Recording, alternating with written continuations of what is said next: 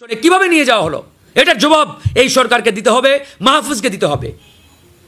আপনারা ভুলে যাবেন না, এই বিপ্লব এই মাহফুজ কিংবা এই একজন ব্যক্তি করে নাই বা দুই চার করি না। এই কারণেই যে বাংলাদেশের রাজনীতিটাকে এমন একটা জায়গায় সবাই মিলে আমরা সকলেই যার যার জায়গা থেকে নিয়ে গেছি যে কি কার কোন। আসসালামু আলাইকুম সুপ্রিয় দর্শক, দেশ ও দেশের বাইরে দূরত্ব বা কাছে যে যেখান থেকে আমার এই নিউজটি দেখছেন সবাইকে জানাই আন্তরিক শুভেচ্ছা অভিনন্দন। সুপ্রিয় দর্শক শ্রোতা, শুরুতেই আপনি যে ভিডিওটা দেখতে পাচ্ছেন সেই ভিডিওটি দেখলে আপনি রীতিমতো অবাক হয়ে যাবেন। সুপ্রিয় দর্শক, আজকের এই ভিডিওটি দেখার আগে আপনার কাছে ছোট্ট একটি রিকোয়েস্ট, আপনি যদি আমার চ্যানেলে নতুন দর্শক হয়ে থাকেন অবশ্যই আমার চ্যানেলটি সাবস্ক্রাইব করে পাশের বেল আইকনটা বাজিয়ে দিবেন। আর হ্যাঁ দর্শক, ভিডিওটি ভালো লাগলে সাবস্ক্রাইব করে শেয়ার করে দিবেন আর আপনার মতামত কমেন্ট বক্সে দিয়ে দিবেন। ডেসক্রিপশনে কিভাবে নিয়ে যাওয়া হলো এটার জবাব এই সরকারকে দিতে হবে, মাহফুজকে দিতে হবে। আপনারা ভুলে যাবেন না, এই বিপ্লব এই মাহফুজ কিংবা এই একজন ব্যক্তি করে নাই বা দুই চারজন সমন্বয় করে নাই। বারবার বলা হচ্ছে Mahfuz master mind, Mahfuz master mind. আরে ভাই, কিসের মাস্টার মাইন্ড মাহফুজ? এই আন্দোলনের এক নম্বর মাস্টার মাইন্ড হচ্ছে মহান আল্লাহ তাআলা। মাহফুজ যেটি বলেছে এটি পুরোপুরি এই জিনিসটাকে এক প্রকারের ধামাচাপা দেওয়ার মতন। তো মাহফুজ কখন বলেছে? যখন আমরা প্রতিবাদ করেছি, যখন বাংলাদেশ এই ইস্যুটা নিয়ে সোচ্চার হয়েছে, তখন এই প্রধান উপদেষ্টার বিশেষ সহকারী মাহফুজ আলম তিনি ফেসবুকে একটা পোস্ট দিয়েছেন যে আমরা জানতাম না তিনি হুট করে স্টেজে চলে আসছেন। আরে ভাই, এরকম একটা গ্লোবাল স্টেজে হুট করে একজন ব্যক্তি চলে আসলো, এটা কি মানে এটা মামার বাড়ি আবদার? আর মাহফুজ বললো আমরা বিশ্বাস করে নিলাম যে এরকম একটা আন্তর্জাতিক প্ল্যাটফর্ম, এখানে একজন ব্যক্তি হুট করে দৌড়ে এসে দাঁড়িয়ে গেল আপনার পাশে। এটা সম্ভব? কোনোভাবেই সম্ভব নয়। পরিকল্পিতভাবে তাকে নিয়ে যাওয়া হয়েছে। পুরো বাংলাদেশের জনগণ এই বিপ্লব করেছে। সুতরাং পুরো বাংলাদেশের জনগণ কি চাই, জনগণের প্রত্যাশা কি, জনগণের ডিমান্ড কি, সেটা আপনাদের বুঝতে হবে। আপনারা জনগণের প্রত্যাশা, জনগণের ডিমান্ডের সাথে বেইমানি করে কোনো কিছু করতে করবেন, এটা আমরা মেনে নেব না। আপনারা বলছেন কি যে হুট করে দাঁড়িয়েছে, এখানে এসে দৌড়ে আমাদের পাশে দাঁড়িয়েছে। আরে ভাই, হুট করে একটা মানুষ কখনো দাঁড়াতে পারে না এভাবে? এটা কি ওই গুলিস্তানের রঙ্গমঞ্চ নাকি গুলিস্তানের ওই আপনার নাটকের মঞ্চ যে হুট করে একজন এসে স্টেজে দাঁড়িয়ে গেল, লাফ দিয়ে স্টেজে উঠলো? এটা কোনোভাবেই বিশ্বাসযোগ্য কোনো কথা নয়। পরিকল্পিতভাবে আমরা মনে করি সে সেখানে গিয়েছে। আরেকটি বিষয় দেখেন, ডক্টর মোহাম্মদ ইউনূস আমাদের সকলের আস্থাভাজন, তাকে নিয়ে আমাদের কোনো ডিবেট নেই, বিতর্ক নেই। কিন্তু তিনি যেভাবে মাহফুজ আলম বা ওই দুই তিনজনকে হাইলাইটস করছেন, তুলে ধরছেন, এতে করে বাকি যারা এই আন্দোলনে নেতৃত্ব দিয়েছে আমি তো মনে করি তাদেরকে এক প্রকারের অবজ্ঞা করা হচ্ছে, তাদের অবদানকে খাটো করে দেখা হচ্ছে।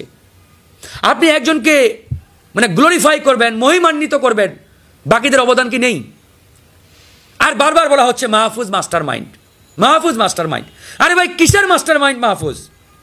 এই আন্দোলনের এক নম্বর মাস্টার মাইন্ড হচ্ছে মহান আল্লাহ তাআলা, মহান রব আল্লাহ, একমাত্র মাস্টার মাইন্ড। তিনি চেয়েছিলেন বিধায়ী স্বৈরাচারের পতন হয়েছে। এরপরে আমরা যারা আন্দোলনে নেতৃত্ব দিয়েছি বা অবদান রেখেছি, প্রত্যেকের অবদান আছে, প্রত্যেকে সমন্বয়ক, যে যেখানে সমন্বয় করেছে। হ্যাঁ, আপনারা কেন্দ্রীয়ভাবে একটা প্ল্যাটফর্ম করেছিলেন, সেখানে নেতৃত্ব দিয়েছেন অনেকেই, আপনাদের অবদানকে আমি খাটো করে দেখছি না। কিন্তু একজন ব্যক্তিকে, দুইজন ব্যক্তিকে এমনভাবে মহিমান্বিত করা হচ্ছে, বাকিদের অবদান যেন কিছুই না এখানে। তো বা ওই 6 জনকে যখন ডিবি হেফাজতে নেওয়া হলো, আন্দোলন কি তখন বন্ধ হয়ে গেছিল? তারা তো ঘোষণাই দিয়েছিল যে আর আন্দোলন হবে না, আমরা আন্দোলন প্রত্যাহার করলাম। তাহলে এরপরে আন্দোলন কারা করলো? কিভাবে আন্দোলন হলো? এই উত্তর তাদেরকে দিতে পারবে? এই উত্তর তাদের কাছে আছে। তার মানে এই আন্দোলনের সমন্বয়ক প্রত্যেকটি রাজনৈতিক দল, প্রত্যেকটি মানুষ যে যেখানে সমন্বয় করেছে, মোবিলাইজ করেছে পিপলকে। আপনারা যদি তাদের অবদানকে খাটো করেন, ছোট করেন, নিজেরাই সব কিছু করেছেন, এইভাবে তুলে ধরার চেষ্টা করেন, তাহলে বলবো আপনারা জনগণের সাথে প্রতারিত করছেন। এই আন্দোলনের নেতৃত্ব দানকারী প্রত্যেকটা মানুষের সাথে আপনারা প্রতারণা করছেন। এটা অবশ্যই। আমি কিন্তু বাংলাদেশে এখন আর নিরাপদ বোধ করি না, আমি একদমই নিরাপদ বোধ করি না। এই কারণেই যে বাংলাদেশের রাজনীতিটাকে এমন একটা জায়গায় সবাই মিলে আমরা সকলেই যার যার জায়গা থেকে নিয়ে গেছি যে কি কার কোন স্বার্থ হাসিলের জন্য আমাকে নাই করে দেবে, এবং দেখা যাবে একটা বিরাট গ্রুপ এটার সুবিধা নিতে পারবে। বিশ্বাস করি আমার মতোই যারা সাধারণ নাগরিক, তারাও যার যার জায়গা থেকে নিরাপদ বোধ করে না। আপনি যদি 5 তারিখে আমরা একটু পেছনের দিকে তাকাই, 5ই অগস্ট শেখ হাসিনা যে মুহূর্তে পালিয়ে গেল, তার পরপরই আমরা দেখলাম কারাগারগুলোর ফটক অটোমেটিক্যালি খুলে গেল। রাজবন্দী, পলিটিক্যাল প্রিজনার থেকে শুরু করে জঙ্গি, সন্ত্রাসী, শীর্ষ সন্ত্রাসী, অমুক নাম তমুক নাম, আমরা মোটামুটি সবাই জানি, নামগুলো আর নাই বলি, সবাই বের হয়ে গেল। কার সাজার মেয়াদ শেষ হলো, কার সাজা বাকি আছে, কারো বিরুদ্ধে হয়তো 20টা মামলা, তার হয়তো 18টাতে বেল আছে, 2টাতে বেল হয় না। এবং একজন আইনজীবী হিসেবে আমার মনে প্রশ্ন আসলো, যদি তারা এতদিন অবৈধ আটকেও থেকে থাকে, একটা তো প্রক্রিয়া আছে বের হওয়ার, নাকি এটা একটা মবের মুল্লুক? ওই মবের মুল্লুক শুরু হলো কিন্তু গত 5ই আগস্ট। তারপরে আমরা দেখলাম সংখ্যালঘু সম্প্রদায়কে নিয়ে একটা খেলা চলছে বাংলাদেশে।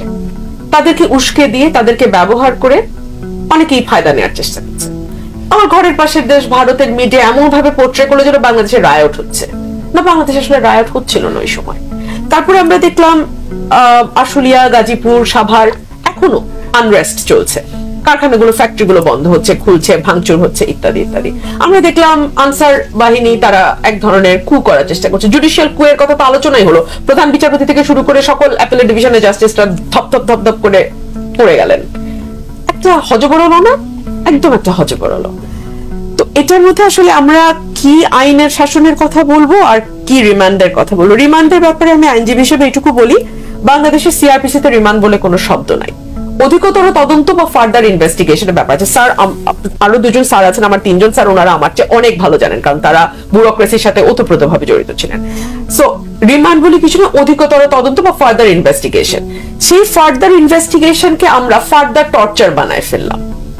এটা কোনো একক দলের বা একক সরকারের ব্যাপার না, সকলে মিলে আমরা একটা অদ্ভুত রিমান্ড নামক শব্দ নিয়ে আসলাম, এবং চোর থেকে শুরু করে পলিটিশিয়ান পর্যন্ত যেই ওটার মধ্যে দিয়ে গেল তাকে মারধরের শিকার, বিভৎস নির্যাতন। এবং এখন তো আদালতে আসলে আমি যতদিন প্র্যাকটিস করেছি আমি দেখেছি খোলামেলা আমরা বলতাম যে মালট স্বীকারোক্তি নিয়েছে রিমান্ডে, মানে বোঝাই যায় যে ওই স্বীকারোক্তির আসলে কোনো মূল্য নাই। জজ সাহেবও জানে ওই স্বীকারোক্তির কোনো মূল্য নাই। তাহলে স্বীকারোক্তিটা নেওয়া হয় কেন রিমান্ডে নিয়ে? রিমান্ডে টর্চারটা হয় কি করে, যেটা আইনে নাই, যেটা কানুনে নাই, যেটা কোনো বিধিতে নাই? আর আইন বলে যে 100 জন অপরাধী ছাড়া পেয়ে যাক, একজন নিরপরাধ যেন সাজা না পায়।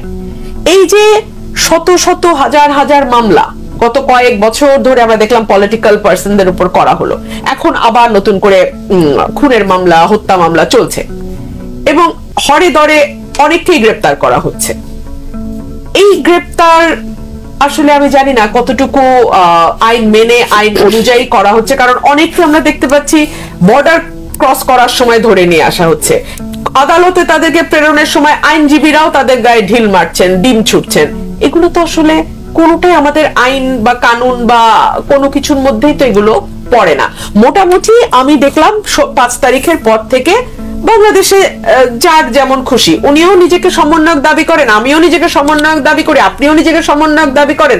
মোটামুটি এটা এখন আমাদের সকলেই আমরা এক একজন শেখ হাসিনা, সকলেই আমরা প্রত্যেকে যার যার জায়গা থেকে এখন সর্বময় ক্ষমতা আমরা মনে করছি আমাদের হাতে চলে এসছে। সো আমাদের যেহেতু দীর্ঘ মানে